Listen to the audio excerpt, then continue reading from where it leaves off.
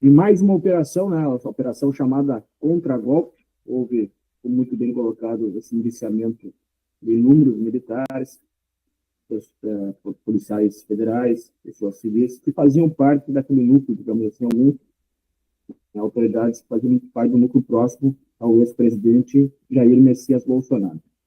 De fato, Jonathan, é importante colocar para quem está nos acompanhando que eu não tive acesso, como advogado que sou de formação, não tive acesso para ver de perto como é que está esse inquérito apresentado pela Polícia Federal no indiciamento dessas autoridades, para ver de fato o que está posto lá. O que eu gostaria de trazer aqui nesse comentário, que obviamente, por se tratar de um ex-presidente da República, com muito apelo popular, né, que traz muita preocupação num país onde a gente sabe que está muito dividido, né, um país onde a gente sabe que realmente existe muitas incertezas, e o próprio Supremo Tribunal Federal vem causando mais insegurança em relação às ações em relação a isso. Eu quero chamar a atenção, Jonas, e até fazendo um parênteses aqui, lembrando a nossa primeira participação no blog Atualidade, onde nós debatemos a questão da liberdade e do Estado e a importância da liberdade para um Estado democrático de direito. Muitos vão perguntar, mas o que tem a ver isso, Luiz Fernando, sobre esse assunto atual em relação ao ex-presidente Jair Messias Bolsonaro? Tem tudo a ver, pessoal. Nós queremos, de fato, que traga tranquilidade, nós temos certeza em relação ao futuro do nosso país, certeza em relação que não vai haver parcialidade e que seja respeitado, sim. Aqui vou começar a minha fala trazendo esse ponto, o devido processo legal. Nós temos que ter ciência e a certeza que sim, não existe nenhum caminho para que o país tenha paz, para que o país tenha segurança e certeza em relação ao presente e ao futuro, que não seja o caminho da lei. O caminho da lei é fundamental. Nós temos que ter respeito à lei, e com o respeito à lei, aí sim, nós ter o respeito às liberdades individuais através da Constituição. E aqui eu quero chamar a atenção exatamente nesse sentido. Como é que nós vamos trazer isso? Como é que nós vamos trazer essa ciência e essa certeza para as pessoas e para essa parte da população que defende, sim, o presidente Jair Messias Bolsonaro, tenha tranquilidade, não vai ter um julgamento imparcial. Deve ser respeitado, sim, a separação entre o acusador e o julgador, que não é o que me parece até o presente momento, já que a gente vê que a vítima, muitas vezes colocada, inclusive nas suas próprias decisões e sentenças, Alexandre de Moraes, aparece como vítima, aparece como acusador e julgador. Portanto, já é um comprometimento em relação a esse princípio básico que deveria ser respeitado em relação a esse ponto. Vem o segundo ponto, imparcialidade do juiz. Será que existe imparcialidade por parte do ministro Alexandre de Moraes? Duplo grau de jurisdição. Ou seja, quando há uma decisão na qual não concordamos, nós temos um tribunal para poder recorrer. Como esse assunto vem sendo conduzido pelo Supremo Tribunal Federal, obviamente se entende que não existe a quem recorrer, ferindo com isso, então, a questão do devido processo legal, do contraditório, da ampla defesa. Tudo isso tem que estar colocado. O juízo natural, da igualdade perante a lei. E, obviamente, o princípio basilar de qualquer democracia, até o trânsito em julgado, da presunção de inocência. Tudo isso, gente, faz parte do Estado democrático de direito, do respeito às liberdades individuais.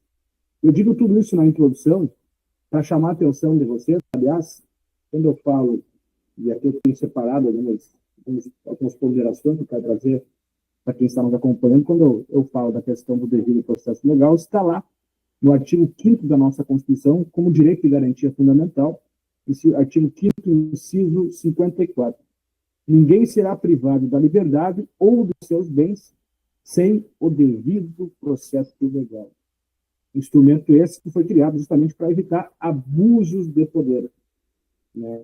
E o próprio Rui Barbosa diria que não existe pior ditadura do que a ditadura da toga, porque não há a quem recorrer em relação a isso. E é isso que tem causado preocupação. Aliás, isso vem numa crescente desde o impeachment da ex-presidente Dilma Rousseff, quando no julgamento no Senado Federal do impeachment, que é conduzido pelo presidente do STF, o então presidente e hoje ministro da Justiça, Ricardo Lewandowski, separou a questão do impeachment da perda dos direitos políticos. Fez uma manobra dizendo que sim, poderia algum juiz, de certa forma, intervir e fazer diferença naquela questão que está muito clara na lei. De lá para cá, Jantas teve o que trouxe justamente um pouco de esperança ao povo brasileiro, de justiça, no fim da impunidade, foi a questão da Lava Jato, que também teve vícios processuais que, por isso, ocasionaram a anulação dos processos do Lula, e que teve o próprio Lula a oportunidade de recorrer e teve a oportunidade, então, de estar hoje na presidência da República devido a esses erros na questão, segundo os julgadores do STF, de nulidades processuais, não respeitando, portanto, algumas questões do devido processo legal. Né? Então, isso já é uma crescente em relação a isso.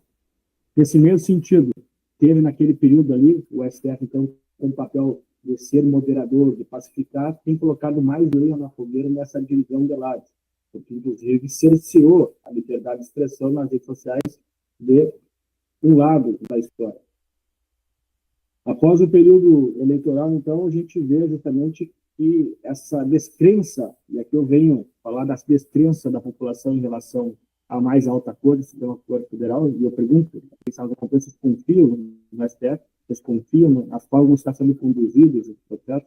Vocês confiam no ministro Alexandre de Moraes? Essas incertezas que não podem dizer. Até porque houve nesse período, então, após 2022, a nomeação do advogado pessoal do atual presidente da República, né, que defendeu ele naquele processo da Lava Jato. Ele virou o ministro da Suprema Corte. Além disso, houve a troca de cargo entre o então ministro do STF, que se aposentou, Ricardo Lewandowski, pelo então ministro do Ministério da Justiça, Flávio Dino. Isso tudo causa uma série de preocupações em relação ao que está acontecendo nesse momento. E a tudo isso que está óbvio que é muito sério o que foi apontado nesses indiciamentos, e ao menos que veio a público, né? Eu repito, eu não tenho conhecimento, não pude ler ainda, né, esse inquérito policial e os motivos que levaram, as provas que levaram ao indiciamento por parte da Polícia Federal em relação aos militares, em relação às pessoas que foram indiciadas, inclusive o ex-presidente Jair Messias Bolsonaro. Mas eu trago justamente essa preocupação em relação ao devido processo legal. Mais do que isso, a lei brasileira é muito clara. Se você pensar ou você cogitar e preparar um ato, vamos fazer assim, pensar em cometer um crime, cogitar, fazer um ato preparatório, mas não tentar e não executar isso, o ato da cogitação e do preparo não tem qualquer tipo tipificado de crime.